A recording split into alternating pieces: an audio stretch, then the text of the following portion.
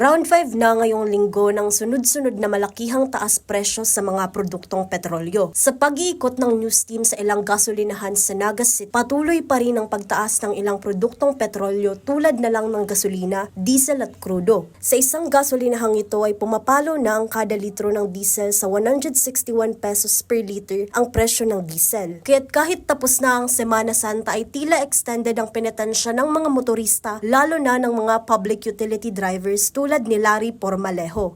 Dati po, nagpa 500 plus labing, ngunyan, halos kabangaan na po ang nawara sa muya.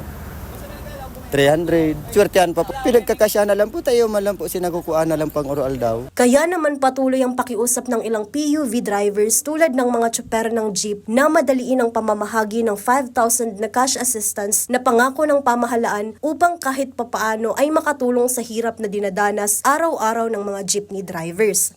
Iyo po, makakatabang po yan para sa muya. Kami po baga, alangkaw na ang presyo kan diesel o mas sa muya po, dakulaw na pa sa salamat mi na po yan. Tadakulan tabang na po yan hali sa inda.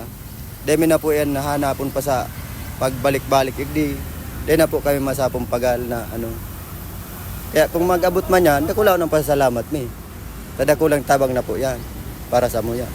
Ngayong araw ay nagsimula ng pamamahagi ng cash aid mula sa DSWD para sa mga tricycle drivers. Ayon sa Land Transportation Franchising and Regulatory Board o LTFRB, isusunod na ang mga jeepney drivers at operators sa mga susunod na araw. May real-time monitoring umano na isinasagawa ang ahensya upang agad matugunan ang anumang issue at masigurong maayos ang distribution ng subsidy. Humihingi ng pag-unawa ang pamunuan sa sitwasyon upang magkaroon ng masusing verifikasyon ng hindi may uwi sa anumang anomalya. Jem Garcia, CSN.